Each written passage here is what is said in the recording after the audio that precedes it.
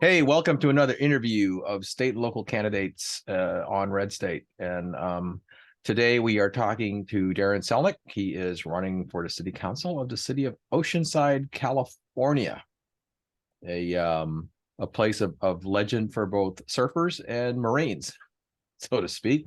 How you doing, Darin? I'm doing great. It's a nice sunny day, and it's going to be a great day to go do some walking and talk to people. Excellent. Yes, and with just about a week left in campaign season on top of that. So the office you're running for, the city council of the city of Oceanside, tell us a little bit about that community and what its values are and how you fit into them and all that kind of stuff. Well, when I retired from the military and some work I did for the government of DC, I could have retired anywhere, and I decided to retire in Oceanside, California. Uh, great town. Camp Pendleton is here. Uh, People love the military. They love the veterans. Up and coming city. It has a history, and so it's actually the most affordable town here, but not becoming as affordable anymore. But a lot of great tourism. We just approved Ocean Camp, which is going to be a wave park and resort. We've got the surfing. We've got the new hotels. It's a great place to live. It's up and coming. It's the most affordable coastal city. It's got a lot of new things going. Revitalized downtown, harbor. Just a great place at the intersection of Highway 76 and I-5 on the way to San Diego. So it's a great place, and the town loves the military and the veterans. Camp Pendleton's been here for like 80 years. So if you're going to be a military veteran and you want to retire someplace, this is the place to do it, or start a new business. So a lot of great things going on in Oceanside, up and coming town that a lot of people are just discovering now. Oh, very good. Yeah. Well, I mean, for some of us that have lived in Southern California for a very long time, Oceanside is it's an iconic place. How do I put this? First place you can go to the bathroom after getting past Camp Pendleton going south. I mean, for those of us that go back and forth between LA and San Diego, right? Yeah, it's got a lot of history. Some people remember it from the 70s and when it was just the Marine town, but it's gone way beyond that. Way beyond Yes, it has, and it has indeed. So you want to get on the city council of this part of the world. So your background, qualifications, what makes you ideal for this particular office? Yeah, it's a very good question. Being on the city council is like being on a board of directors, and it's not like it's a nonpartisan race. And the important thing about it is you have city services to fix. So what experience do you have that you can bring to the table to fix homelessness, to improve public safety, to make sure you get money for roads and bridges? And I actually have a list of things that residents want to take care of. How do you take care of housing? How do you take care of the? How do you know how to move the levers of government? And I'm uniquely qualified. And some people say I'm overqualified, but I don't think you're ever overqualified to serve your community. But I have the military record, so I have the leadership, the management experience. I have the government experience directly besides the military, working at the Department of Veterans Affairs for 9 years in two administrations. And at that job, working at the state and local government level. But I also have the business experience working in a number of HMOs, and my own consulting business, helping local businesses and organizations thrive.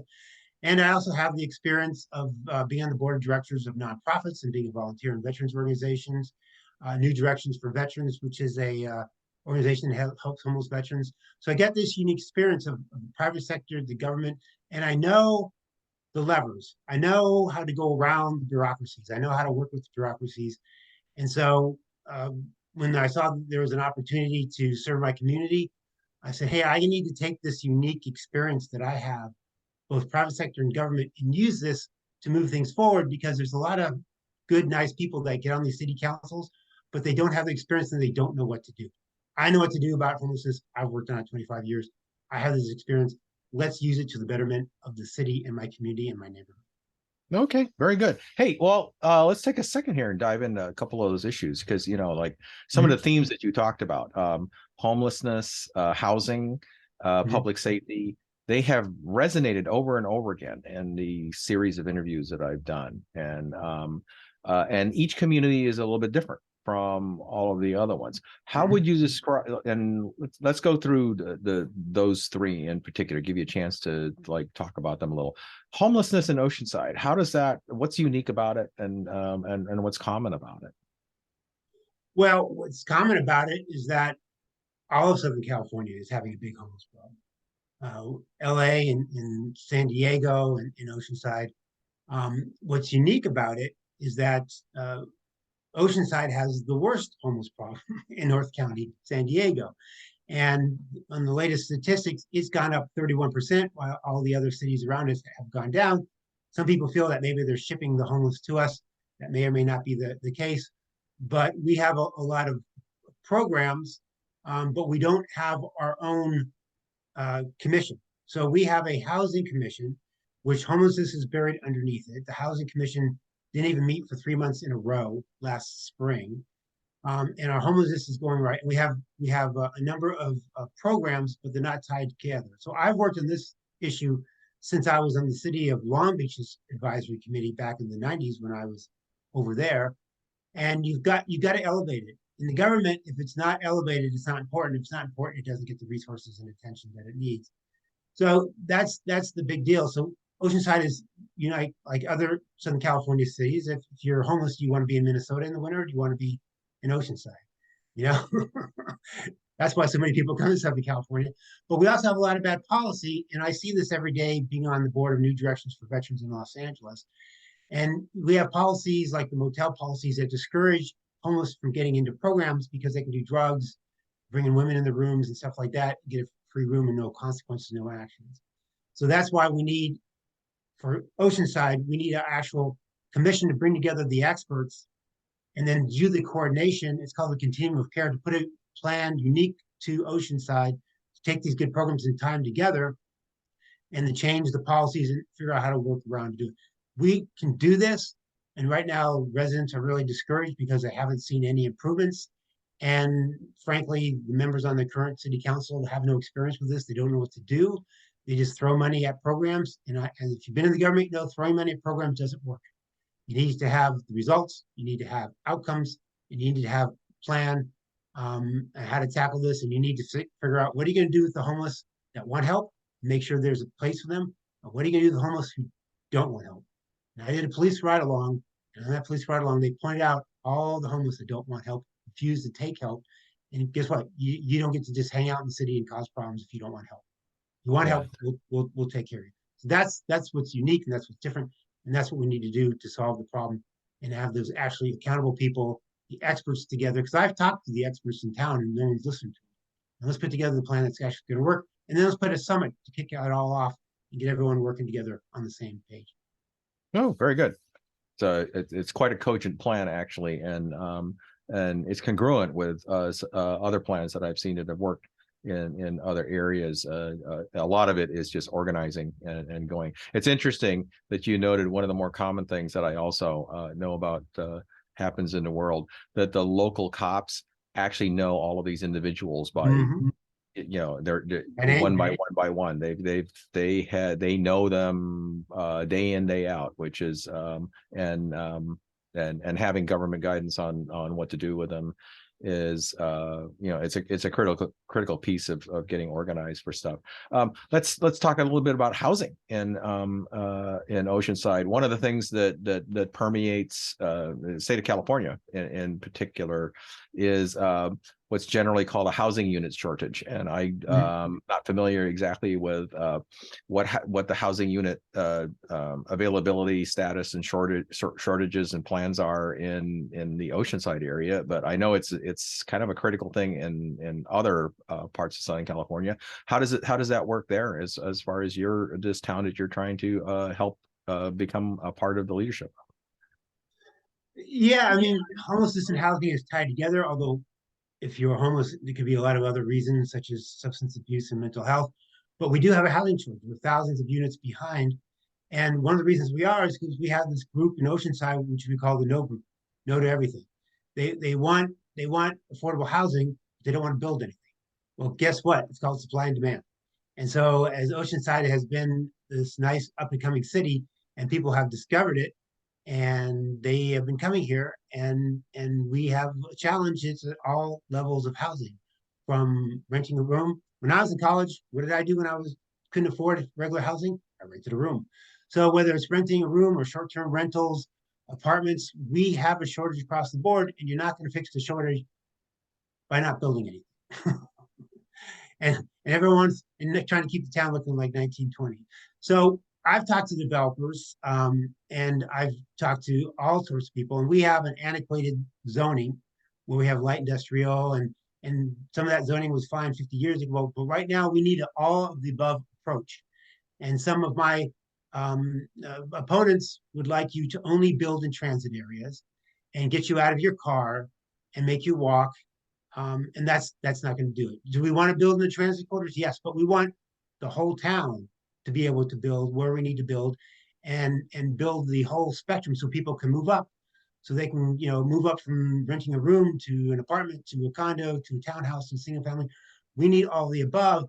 And rather than developers and the no crowd fighting and having initiatives and nothing getting built and therefore having a bigger shortage, we need once again to work together. I'd like to put together a summit on that, because everyone really kind of knows what needs to be done, and we need to reduce the bureaucracy and the red tape. And look, they'll build affordable housing if they can make a profit, but if you can't make a profit, they're not going to build it. And so all the fights and the lawsuits and all this doesn't help us build it. We need to get leadership on the council. We need to get the parties together, and we need to go ahead and do better planning. And look, there's waivers because of the state and without parking, and we need to get not city council meetings where people are at the last second bargaining at the meeting. We need to coherently put this together, get the people together, and that includes the unions, frankly, because if the unions can help or hinder. And I've talked to the carpenter unions, but let's get everyone together. Let's figure out how many units we have across the board. Let's incentivize, not punish. Punishing doesn't work to developers. Let's incentivize, let them make a buck. Let's build it across and make sure it works for the neighborhoods. And then we can tackle it step by step. But we need to have the goals, and we need to say, how many units are we short, and how are we going to catch up? Because we're not going to catch up tomorrow, but we can catch up over 5, 10 years. But that's what we need to have the plan of catching up. And let's get a summit together to get everyone together on the same table and kick this thing off. Yeah, there you go. Wow. So what you described there is urban planning comes to the sleepy little town is essentially the message there. Which is yeah, that's been a long time in coming in terms of because the Oceanside really is the very top edge of the north portion of San Diego County, and all that sprawl that's been coming up from the south has been eking its way to go past 76 for quite a while now. So exactly, it's not just about making it one big housing development. It's about, where do we put our parks? Where do we put our recreation? What's the density? Where should the density be? Well, we got to look at the whole town. We got to look at the big picture of where we want to go, so that it's still a beautiful character, Top Gun house city. but also we also meet the needs of the future, because if your kids can't live where you are living, that's a problem. And I'll just give you one quick example. So I was doing a Sunset Market, and a guy came up to me, and he's really concerned about becoming homeless because he had a job, he moved to the Bay Area, he was a veteran, but they condemned the property that he was renting, and he was having a terrible, terrible time finding any place, because everywhere he applied, he was beaten out. And it wasn't that he didn't have any money, it wasn't that he didn't have a job, he was just having a tough time finding any place to rent, period. And he didn't want to live in his car. And I got him connected with a local provider of housing and stuff like that. But that's the challenge. Yeah. I hear you, and it's actually a challenge that permeates. It's a statewide challenge. I mean, the guys that are running for offices in Sacramento also pay very, very close attention to this particular schedule, and then because there are state initiatives that impact Mhm. cities and all that kind of stuff to go along with it that I'm sure you've probably looked into as well. Let's see. Do a quickie on law enforcement, and then we'll move on past issues and get the message. Great, great. Well, being a military guy and a business guy, you go out to where the action is. That's why on public safety, I went to the firehouse, and that's why the police, I met with them and did a ride along to see about the resources, what their challenges were, their staffing and whatnot. If you pay the lowest wage, you're going to lose officers. That's why San Diego is losing their officers, what we're trying to capture. But also recruitment stuff is not the most popular thing to be a police officer. So we are short in our police officers, about 25 short. We have our own police department, and we are have tendency to be short sometimes on some resources. It does take a big part of the budget, but the key thing is what I've expressed with them is if you want to get the money, we need to make sure that you've really done the analysis of exactly what do you need to do the job that you need to do. Don't just ask for money, ask for it for specific things.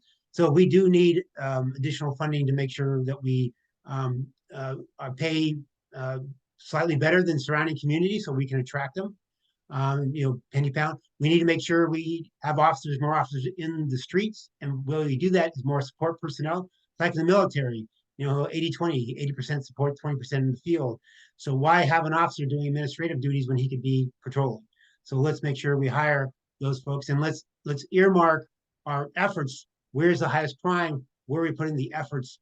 And let's make sure they have the right cars and the right resources. And we don't even have a headquarters. For 30 years, we've had a temporary headquarters in a shopping mall. Let's get the headquarters so we can consolidate. So there's a number of things. We're a C minus city average. We got great police, but we need to do a much better job in terms of enabling that police to do their job, resourcing that police, and letting them focus on what they need to do. And then they will do it. The police are well respected in this town, and they do a good job. But let's make sure they are targeted and focused and supported, and then we can even do a better job and get us to the top rating. We want to be the least crime in not an average city, but the best in terms of taking care of this. Oh, excellent. Okay, very good. It's a data-driven mission analysis, really. I mean, like military training does come in handy, doesn't it? Well, I did the Department of Veterans Affairs too, and people were like, we can't do this, we can't do that. And it's like we have these rules. It's like there's always round way from what's your outcome? So in government, people have tends to be process oriented and not outcomes. And if you look at first, what do I want the outcome to be? We can back up into it and identify everything we need to do to get it done, and then we get it done. Yeah, there you go. All right, very Failure good. is not an option. No, when it comes to these kinds of services, and muddling, it qualifies as failure. And Yep. yeah. So any other big issues that you would like to work on outside of the ones I just enumerated in terms of the agenda you would like to take to the City Council of Oceanside? Yeah, I have a list because if you want to have a city that is the drive to, not the drive by city, you got to have a lot of different things. So having good recreation parks. We're a military town, and yet we don't do anything for our military and veterans. So putting together a commission and doing more on that. We need to fix the roads. We have Highway 76, which become a parking lot, and no one's paying attention to that. And that's a main artery through. So we need parking in downtown. A lot of residents feel like second-class citizens in their own city and forgotten. We need tourism, we need business, but we need to not forget our residents. So that's a big emphasis to make it a more responsive government. You shouldn't have to wait months to get a reply. As a matter of fact, one example that I always give is I had a hard time getting a response from the city staff myself until I put on emails, candidate for city council. And then suddenly I'm getting phone calls and emails. You shouldn't have to be a candidate or on the city council to get a response. We need responsive city government. And that will help us with our business. That will help us with our residents getting what they need. That'll help us all around. So these are the kind of things and what I call common sense development. It's not just housing. We've lost a lot of great businesses to Carlsbad and other places because we're slow, because we're not responsive, and because we have outdated zoning. So what is going to be what's going to fit the neighborhoods? Once again, let's eliminate the fighting. Let's update our plan. Let's do what our vision for the city is, and let's put in things that are going to be good for the developers, good for the city, but most important, good for the residents in their neighborhoods and fit in, as opposed to like in my neighborhood, a 500,000 square foot warehouse next to nice homes. That's going to be a big problem versus a nice life sciences biotech. So these are the things that affect people, and they're upset and they're supporting me because they want someone who's responsive, knows how to get things done, and is going to get it done, and not just drift and not get things done and not reply to their emails or their calls and those sorts of things. So that's what it's about: is having a mission, and getting that mission accomplished. There you go. All right. So, in closing, where do people find out more about you and your candidacy? Well, you can go to darinselnick.com. I have a Facebook page as well, but darinselnick.com will give you all the issues, will give my bio. I did a 5-minute candidate statement at KOCT. You can watch for 5 minutes, hear me talking about exactly what I want to do concisely. So there's a lot of information. Please go to it. Check it out. My motto is service, commitment, integrity. I'm not a politician. I'm trying to give back to my community, all my experience, because I live here. I'm not moving. And you know what they say: if you adopt something, sometimes you more strongly believe in it than if you've taken it for granted. And I've adopted this city, my wife and I. And so go to darinselnick.com, find out what's going on. Appreciate your support and can use your support as we try to move the city. And remember, city council is the front line for everything, as in government, and that's where the rubber meets the road. Okay, very good. Well, thank you for the time, sir, and best of luck in the election. Thank you so much, and thank you for the interview and taking time to be with me. It's been a pleasure.